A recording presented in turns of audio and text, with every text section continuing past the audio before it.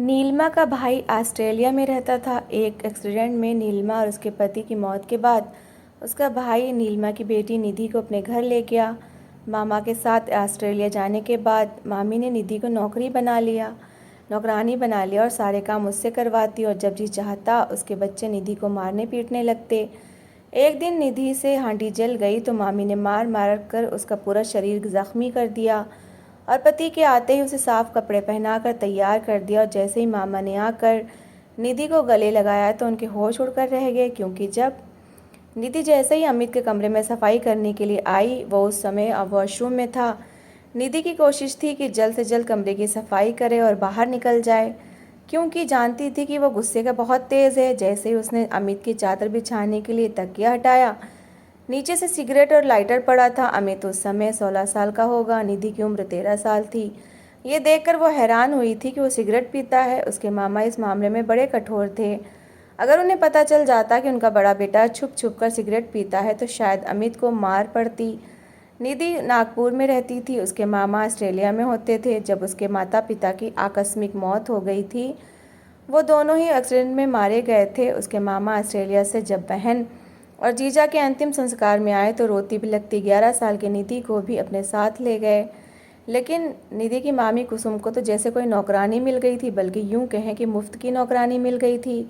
सारे घर का काम उन्होंने निधि से करवाना शुरू कर दिया। लेकिन ये बात उसके मामा प्रदीप को पता नहीं थी कि दिन भर उनकी पत्नी निधि के साथ क्या व्यवहार करती है। कुसुम, उसके बच्चे भी बहुत बदतमीज़ थे। 2 बेटे और 1 बेटी थी। बड़ा बेटा 16 साल का था, लेकिन निधि से ऐसे बात करता जैसे किसी नौकरानी से करते हैं। उस पर चीखता, गुस्से का बहुत तेज़ था। अगर अमित को किसी का डर था तो सिर्फ अपने पिता का डर था। आज भी निधि जब अमित के कमरे से सफाई करने आई तो तकिया के नीचे सिगरेट और लाइटर देखकर परेशान भी हुई थी और घबरा भी गई थी।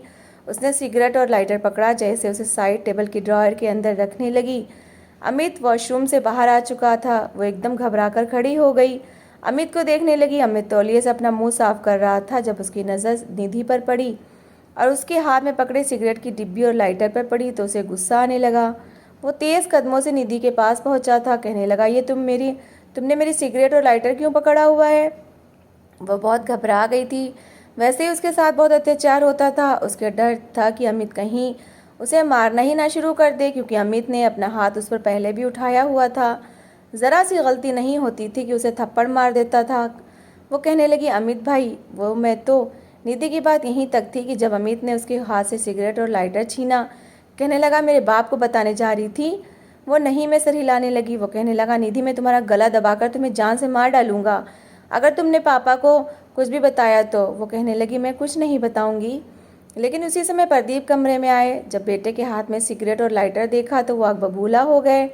अमित को लगा कि जैसे उसके पापा को निधि ने बुलाया है। अमित ने कहा, ये तुम्हारे हाथ में क्या कर रही है?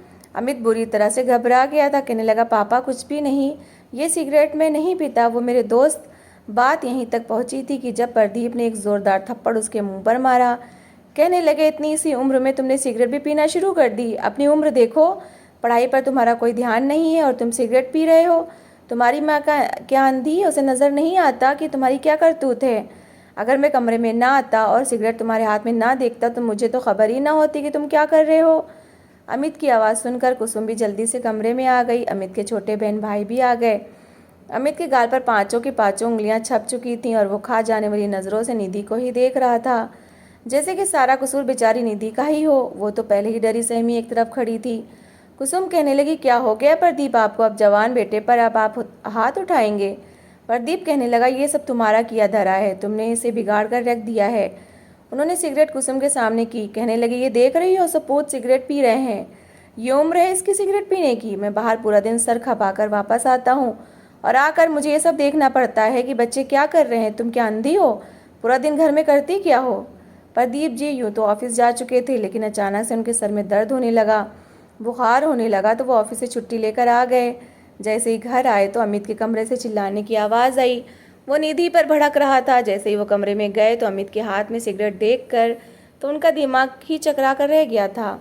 उन्होंने तो निधि पर ध्यान ही नहीं दिया कि निधि के हाथ में झाड़ू है और वो साफ सफाई करती है, क्योंकि कुसुम पूरा दिन तो निधि से काम करवाती थी। लेकिन प्रदीप के आने से पहले पहले उसे साफ सुथरे कपड़े, धुले कपड़े पहनाकर ऐसे बिठा देती कि जैसे निधि ने कोई काम किया ही नहीं है, और ख़ुद किचन में घुसकर रोटियां बनाने लगती ताकि प्रदीप को लगे कि सारा काम कुसुम करती है। प्रदीप के आते ही उसके रोने शुरू हो जाते थे। पूरा दिन घर के काम ही ख़त्म नहीं होते। मैं तो थक गई हूँ, मेरी बेटी अभी मेरी 9 साल की है, ये बड़ी हो तो मेरा साथ हाथ भी बटाए। आपकी भांजी को तो खुद पानी पीने की आदत नहीं, पानी भी पीना हो तो कहती है मामी पानी ला दें। प्रदीप मैं तो थक गई हूँ, वो ऐसे शो करती कि जैसे निधि किसी काम को हाथ ही नहीं लगाती। हालांकि जैसे ही निधि इंडिया से आई थी, कुसुम ने उसे किचन का रास्ता दिखा दिया था। 2 साल में तो वह घर के सारे कामों की जिम्मेदारियां ले चुकी थी। बस एक रोटियां थी जो कुसुम बनाती थी, वो भी उस समय जब प्रदीप के आने का समय होता, ताकि उसे लगे कि सारा काम कुसुम करती है। कुसुम कहने लगी, अच्छा ठीक है, हो गई बच्चे से गलती, क्या इसे जान से मार डालेंगे। ये कहते हुए कुसुम ने सिगरेट और लाइटर को कचरे में फेंका और अमित का हाथ पकड़कर उसे कमरे से बाहर ले गई। वो कहने लगा, माँ ये सारा किया था निधि का है, उसने ही मेरी साइड टेबल से सिगरेट और लाइटर निकाला था और पापा को दिखाने जा रही थी। पापा तो ऑफिस में थे, ये पहले भी देख चुकी होगी, इसलिए उसने पापा को ऑफिस से फ़ोन करके बुलाया होगा ताकि वो मुझे रंगे हाथों पकड़ सकें। इस कमीनी को मैं ज़िंदा नहीं छोड़ूंगा, इसका गला दबाकर इसको जान से मार डालूंगा। अब 1-2 थप्पड़ से काम नहीं चलेगा, पहली बार इसकी वजह से मेरे पापा ने मुझे मारा है, मैं नहीं छोड़ूंगा इसे। वो बहुत गुस्से में था, उसका बस नहीं चल रहा था कि निधि को जान से ही मार डाले। और कुसुम ने कहा कि अच्छा अभी तो धीरे बोलो, तुम्हारी आवाज़ सुनकर अगर तुम्हारा बाप आ गया तो फिर से तुम्हें मारेगा। और तुम किससे पूछकर सिगरेट पीते थे? तुम्हें पता है ना तुम्हारे पापा को सख्त नफरत है सिगरेट से। अमित कहने लगा, मेरे सारे दोस्त पीते हैं और मैं भी पीऊँगा। पापा ने मुझे थप्पड़ मारकर अच्छा नहीं किया और इस कमीनी निधि को तो मैं छोड़ूंगा नहीं, मेरे हाथों से मर जाएगी वो। बहरहाल कुसुम ने प्रदीप को भी समझा दिया कि अमित पर हाथ ना उठाए। प्रदीप कहने लगा कि अगर दोबारा मुझे इसके हाथ में सिगरेट और लाइटर नज़र आया तो मैं इसका वो हाल करूँगा कि दुनिया देखेगी। ये कहकर वो अपने कमरे में चले गए थे और अमित बस खतरनाक नज़रों से निधि को देखे जा रहा था।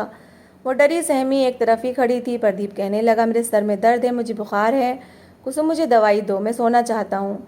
कुसुम जल्दी से कमरे में बुखार की दवाई ले गई।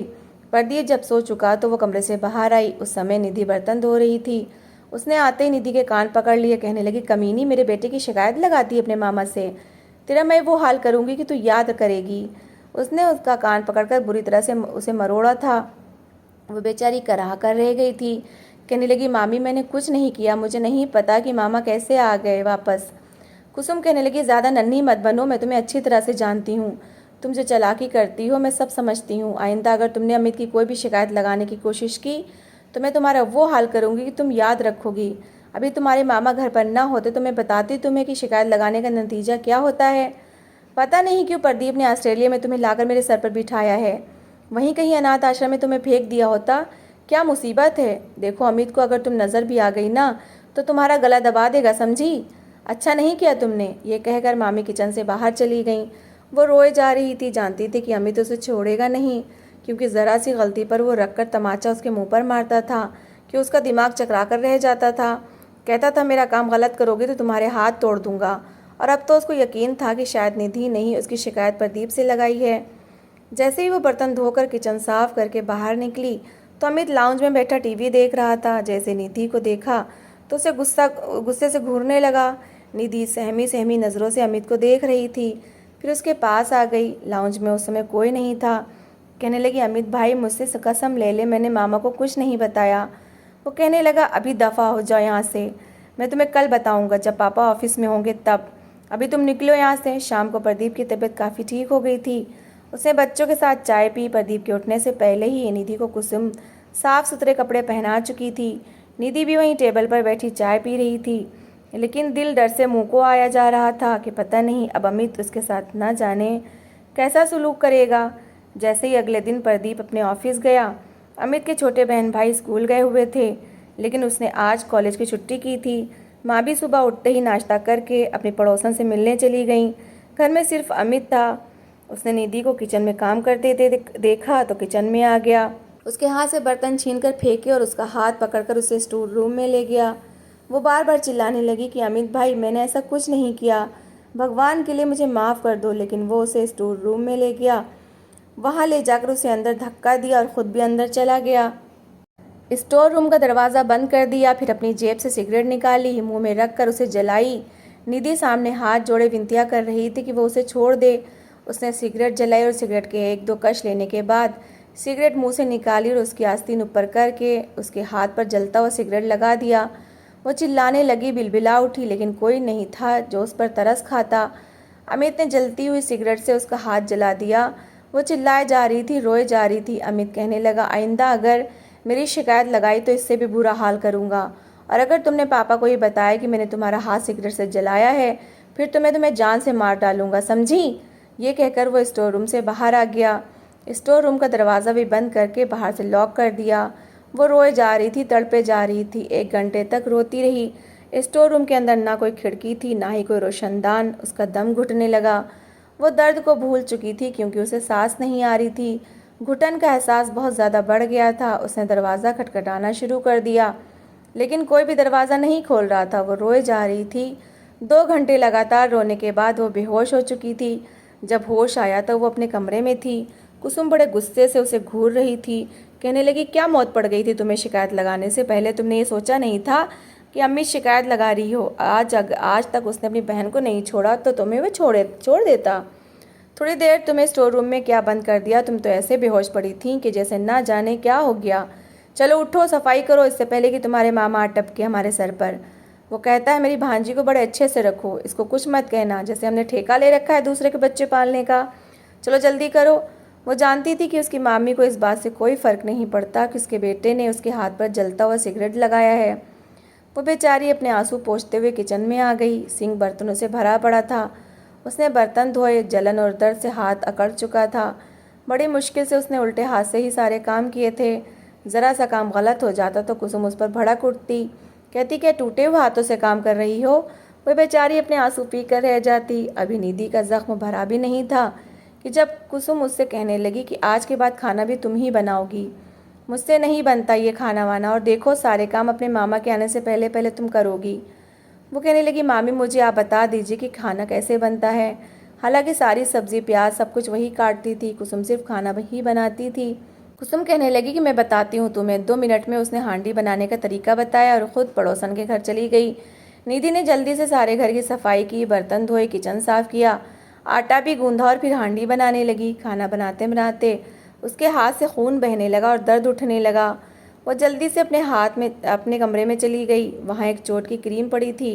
वो अपने हाथ पर लगाने लगी, लेकिन दर्द बहुत हो रहा था। काफ़ी गहरा ज़ख्म था, खून भी रिस रहा था। वो रोने लगी, अपने माँ बाप को याद करने लगी जिनकी वो लाडली बेटी थी, और वो उसके मुंह से हर निकली हुई बात को पूरा करते थे। लेकिन भाग ने उसे यहाँ लाकर पटक दिया था, जहाँ वो घर के सारे काम भी करती थी और बातें भी सुनती थी। किसी को भी उस पर तरस नहीं आता था। उसे अपने माँ पापा की याद आने लगी। उसके पापा तो उसे राजकुमारी की तरह रखते थे। अभी तक उसे अपने माँ के हाथ से खाने की आदत थी। जब उसके पापा घर आते तो ढेरों चीज़ें निधि के लिए लेकर आते। अच्छे से अच्छा कपड़ा, खिलौना, खाने पीने का सामान। जो वो फरमाइश करती वो पूरी होती थी, और यहाँ सूखी रोटी खाने को मिलती थी। इस पर भी वो भगवान का धन्यवाद कर रही थी। अपने माँ बाप की याद आते ही वो फूट फूट कर रोने लगी। उसे याद ही नहीं रहा कि वो सब्ज़ी चढ़ा कर आई है। सब्ज़ी जलने की बदबू आने लगी तो वो फिर फ़ौरन किचन में भागी थी। तब तक कुसुम भी वापस आ चुकी थी। कुसुम के पास अपने फ्लैट की चाबी मौजूद थी। वो लॉक खोलकर अंदर आई तो सब्ज़ी जल चुकी थी, बदबू आ रही थी। वो किचन में आई तो देखा कि निधि पतीली को देखकर रो रही है। कुसुम कहने लगी, कमीनी अंधी थी क्या? कहाँ मर गई थी? वो कहने लगी, मामी मैंने जानबूझकर नहीं जलाया, मेरे हाथ में बहुत दर्द था। कुसुम कहने लगी, हाँ मैं तो बड़ा अत्याचार करती हूँ तुझ पर। तुझे आज मैं बताती हूँ कि अत्याचार होता क्या है। उसने बेलन पकड़ा और निधि को मारने लगी। पूरा शरीर उसका नीलो नील कर दिया। वो रोए जा रही थी, तड़पे जा रही थी। तभी बाहर की बेल बजी। कुसुम ने पूछा, कौन है? तो प्रदीप जी थे। ये देखकर तो कुसुम की जान निकल गई। जल्दी से निधि से कहने लगी कि तुम अपने कपड़े बदलो, और ख़बरदार अपने मामा से कुछ कहा तो। उसे फटाफट उसके कमरे में भेज दिया। खुद दरवाज़ा खोला। वो कहने लगे कि दरवाज़ा इतनी देर से क्यों खोला है? वो कहने लगी, किचन में लगी हुई थी, सारा खाना भी जल गया, मेरी तबीयत बहुत ख़राब थी। वो कहने लगे, चलो कोई बात नहीं, अम्मी से कह देना कि बाज़ार से ले आए। बात आई गई हो गई। निधि नहा धोकर जब बाहर आई तब भी सिसकियाँ भर रही थी, जो उसके काबू में न थी। पूरा शरीर दर्द कर रहा था। प्रदीप ने जब निधि को देखा तो दिल को कुछ हुआ था। ऐसा लग रहा था कि जैसे कुछ न कुछ उसने छुपाया हुआ था। जब से वो इंडिया से आई थी डरी सहमी चुपचाप रहती थी, कभी उसने निधि को बोलते हुए भी नहीं देखा था। कई बार कुसुम से कहता था कि निधि हमारे घर में घुल मिल क्यों नहीं रही, क्या इसकी किसी से बनती नहीं। वो कहने लगी आपको तो पता है कि कितने नखरे हैं आपकी भांजी के, मेरे बच्चों को तो मुंह तक नहीं लगाती। अमित और अभिषेक तो वैसे भी इससे बड़े हैं और प्रीति बहुत छोटी है, प्रीति के साथ भी वो नहीं खेलती। अब मैं क्या करूं, घर के कामकाज करूं या आपकी भांजी के नखरे उठाऊं या इससे यही पूछती फिरूं कि वो चुप चुप क्यों रहती है। प्रदीप कुसुम से अक्सर कहते थे कि देखो अनाथ बच्ची है, अपने घर में लाडों में पली है, थोड़ा सा तुम उसके साथ बैठ जाया करो, बातचीत कर लिया करो। मेरी तो ड्यूटी बहुत टफ है, सुबह का जाता हूँ रात को आता हूँ और खाना खाने के बाद बस एक ही इच्छा होती कि सो जाऊँ। मुझे तो अपने बच्चों के पास बैठने का भी समय नहीं मिलता, भांजी को क्या खाक समय दूंगा। कुसुम कहती थी चिंता मत करो, धीरे धीरे ये हमारे घर की आदी हो जाएगी, आप क्यों चिंता करते हैं। प्रदीप के सामने कुसुम निधि से बड़ा प्यार जताती थी, कभी उसे गले से लगा लेती, उसका माथा भी चूम लेती जैसे बड़ी हमदर्दी है। लेकिन पीछे से कोई नौकरों के साथ भी ऐसा सलूक नहीं करता होगा जैसा वो निधि के साथ करती थी। प्रदीप जल्दी आ गया था, इरादा तो यही था कि बच्चों के साथ समय बिताने का। उसने अमित को फ़ोन किया, कहने लगा कि घर आते हुए बाहर से खाना ले आना, तुम्हारी माँ से खाना जल गया है। वो घर पर खाना ले आया, सब खाना खा रहे थे, लेकिन निधि से तो दर्द के मारे रोटी भी नहीं खाई जा रही थी। वो बड़ी मुश्किल से एक एक टुकड़ा खा रही थी। आज प्रदीप उसे बड़े ध्यान से देख रहे थे। कहने लगा बेटा तुम क्यों चुप चुप रहती हो, सबके साथ बोला करो, बातें किया करो, ये तुम्हारा ही घर है, तुम्हें यहीं रहना है। वो चुपचाप बैठी रही, लेकिन लग रहा था कि जैसे रो रही है। खाना खाने के बाद प्रदीप ने उसे अपने कमरे में बुलाया। जैसे ही वो कमरे में आई उसका चेहरा देखकर बहन की याद आई, बड़े ज़ोर से आई। प्रदीप ने जैसे निधि को गले लगाया तो वो कराहने लगी, चिल्लाने लगी। प्रदीप तो डर गया था, कहने लगा क्या हुआ। वो कहने लगी मेरे शरीर में बहुत दर्द हो रहा है। जैसे ही प्रदीप ने निधि की आस्तीन ऊपर करके देखा तो नील के निशान थे, दूसरी आस्तीन ऊपर की तो उस पर सिगरेट जलने के निशान थे। समझ गया था कि भांजे के साथ उसके पीठ पीछे अच्छा व्यवहार नहीं होता। उसने निधि से सारी बात पूछी, निधि ने रोते रोते उसे सब बता दिया। प्रदीप ने कुसुम और अमित को बुलाया, बहुत बातें सुनाई। कहने लगा कि कुसुम मैं तुम्हें डाइवोर्स देकर तुम्हारे मायके भेज दूंगा और अपने बच्चों को भी अपने साथ ले जाना, और चाहे जहाँ ले जाओ या फिर इन्हें अनाथ आश्रम में भिजवा दो। मैं सोच भी नहीं सकता था कि तुम लोग इंसानियत से इतना गिर जाओगे और मेरी मासूम भांजी के साथ ये सलूक करोगे। ये सुनकर कुसुम रोने लगी कि वो आइंदा निधि के साथ अच्छा सलूक करेगी।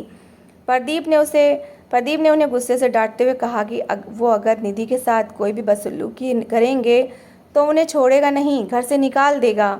अमित भी डर गया था कि अब अगर पापा ने निधि के हाथ पर या इसके शरीर पर कोई भी मार का निशान देखा तो समझ जाएंगे कि हम इसे मारते हैं। कुसुम ने तो रोते रोते माफ़ी मांगी थी, जानती थी कि अगर डाइवोर्स हो गया तो वो भी बर्बाद हो जाएगी, उसके बच्चे भी। इसलिए निधि से अपना व्यवहार उसने ठीक कर लिया था। अब निधि के जीवन में कुछ खुशहाली आ गई थी। प्रदीप उसका बहुत ध्यान रखते थे, आते ही सबसे पहले उससे यही पूछते ये लोग तुम्हारे साथ कैसा व्यवहार करते हैं। मगर अब कुसुम को अकल आ चुकी थी कि निधि से बैर लेकर उसकी ज़िंदगी बर्बाद हो सकती है। तो दोस्तों इस कहानी को लेकर आपकी क्या राय है, कमेंट बॉक्स में ज़रूर बताएं। और अगर कहानी अच्छी लगी हो तो प्लीज़ इसे लाइक करें।